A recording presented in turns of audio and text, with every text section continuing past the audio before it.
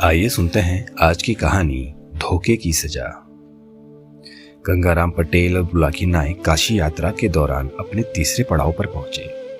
आगे बढ़ते हुए गंगाराम पटेल और बुलाकी नाई ने एक और नगर पहुंचकर जब अपना पड़ाव डाला तो वहां बुलाकी नाई ने एक और अजीब नजारा देखा। उसने देखा कि एक चौराहे के पास एक चबूतरा बना हुआ है। उस चबूतरे पर एक जूता पड़ा है। उसके पास से लगकर एक सिपाही बैठा हुआ वहां की निगरानी कर रहा है। जो कोई भी राहगीर वहां से गुजरता वही उस जूते को उठाकर उस चबूतरे पर 5 बार मारता था। यह सब कुछ देखकर जब बुलाकी वापस लौटा तो उसने पटेल जी से इस गुत्थी को सुलझाने का निवेदन किया। रात को सोते समय पटेल जी ने तब उससे कहा, बुलाकी राम, अब मैं तेरे इस सवाल का उत्तर देता हूँ और तू ध्यान लगाकर सुन। इस नगरी के राजा का नाम है वीर सिंह। राजा वीर सिंह बड़ा प्रतापी राजा है। इस राजा की 3 रानियां थी। सबसे बड़ी रानी का नाम श्यामा, मझली रानी का नाम कृष्णा और सबसे छोटी रानी का नाम चंचला था। राजा अपनी दोनों बड़ी रानियों की अपेक्षा छोटी रानी चंचला को ज्यादा प्यार करता था, लेकिन उसे यह पता नहीं था कि यह रानी बहुत दुष्टा और पापिन थी। हे बुलाकी राम, एक बार राजा वीर सिंह शिकार करने के लिए जंगल में गया तो उसने देखा कि एक गाय को एक सिंह ने अपने पंजों में दबाया हुआ था। गाय पीड़ा से बुरी तरह रंभा रही थी। वह उस सिंह के पंजों से छूटने की भरपूर कोशिश कर रही थी, लेकिन सिंह ने उसे एक बुरी तरह से दबोचा हुआ था कि बेचारी गाय का कोई भी प्रयास सफल नहीं हो पा रहा था। यह देखकर राजा वीर सिंह को उस गाय पर बहुत दया आई। उसने अपने धनुष पर बाण चढ़ाया और तीर का निशाना बनाकर बाण छोड़ दिया। निशाना चूक बैठा। राजा का बाण सिंह के कलेजे में जा धंसा। सिंह ने गाय को छोड़ दिया और पीड़ा से तड़पता हुआ चारों ओर चक्कर लगाने लगा और कुछ ही देर बाद उसकी मृत्यु हो गई। जब राजा को यह यकीन हो गया कि सिंह दम तोड़ चुका है तो वह गाय के समीप पहुंचा। गाय आभार भरी दृष्टि से उसकी तरफ देखती रही। तभी वहां एक चमत्कार हुआ। जैसे ही राजा ने गाय के समीप पहुंचकर उसके घावों को सहलाना चाहा, अचानक गाय एक सुंदर स्त्री के रूप में परिवर्तित हो गई। यह देखकर राजा की आंखें आश्चर्य से फटी रह गई।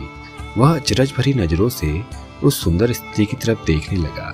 राजा को आश्चर्य में पड़ा देखकर उस स्त्री ने कहा, हे राजन, तुम आश्चर्य मत करो।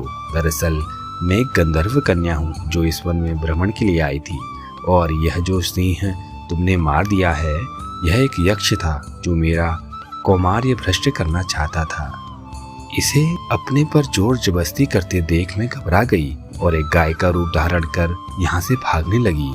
इस यक्ष ने मेरा मंतव्य तार लिया और इसने भी शेर का रूप धारण कर लिया और मेरा पीछा करने लगा। मैं जानती थी कि मेरे जोर जोर से रम्भाने की आवाज सुनकर कोई न कोई दयालु शिकारी इधर जरूर आएगा और मुझ पर दया कर मुझे बचा लेगा। प्रभु ने मेरी प्रार्थना सुन ली और तुमने मुझे आकर बचा लिया।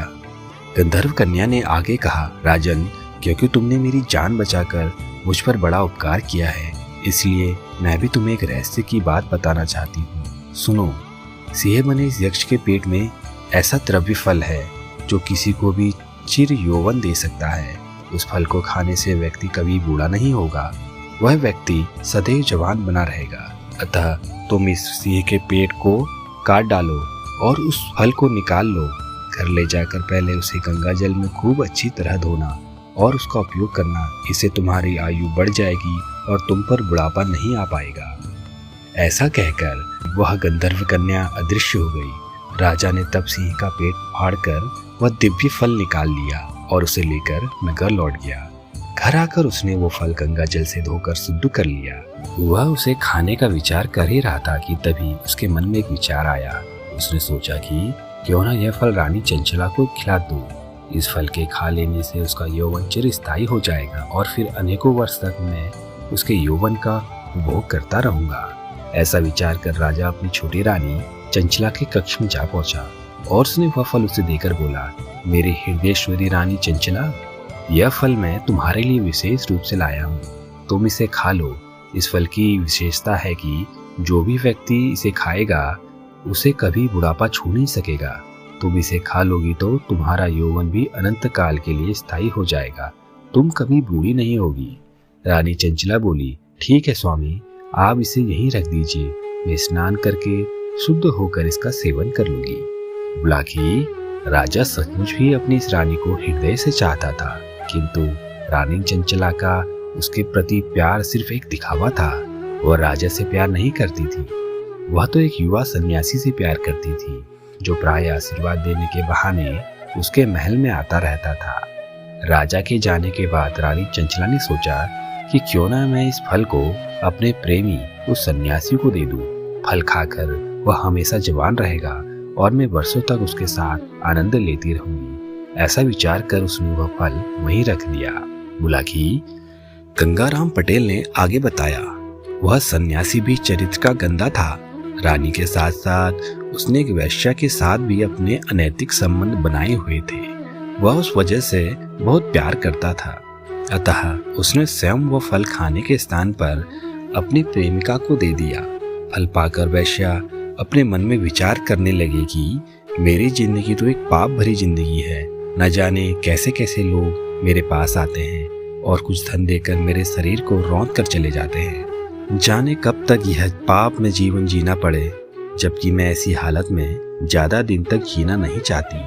और इसलिए उसने यह विचार बनाया कि क्यों ना इस फल को मैं इस नगर के राजा को भेंट कर दूं। राजा इस फल को खाकर सदैव जवान रहेंगे और अधिक समय तक इस देश को और अपनी प्रजा को सुखी रख सकेंगे। ऐसा विचार करते हुए वह वैश्या राजा के दरबार में आ पहुंची और वह दिव्य फल राजा को भेंट कर दिया। राजा ने तुरंत वह फल पहचान लिया और वह सोच में पड़ गया कि यह दिव्य फल तो मैंने अपनी रानी चंचला को खाने के लिए दिया था। इस वैश्या के पास यह फल कैसे पहुंच गया? उसने वैश्या से पूछा कि तुम्हारे पास यह फल कहाँ से आया? तो वैश्या ने उसे बताया, राजन, एक नौजवान सन्यासी ने मुझे यह फल दिया था। वह सन्यासी मेरी सुंदरता पर मोहित है, यदाकदा मेरे पास आता रहता है।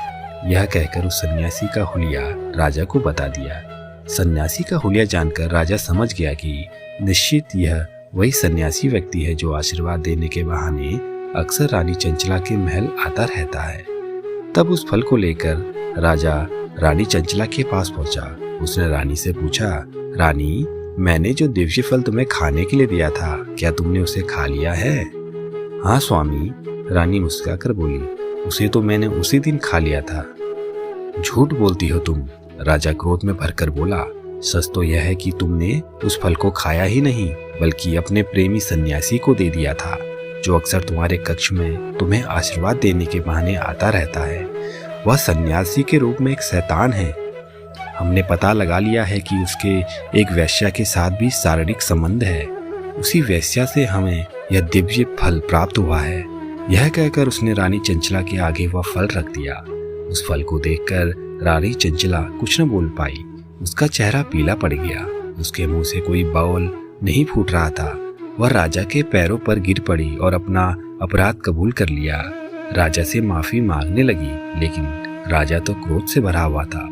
उसने उसी घड़ी जल्लाद को बुलाकर रानी का सिर कटवा दिया। सन्यासी को भी ढूंढकर उसने उसे कारागार में डबला दिया।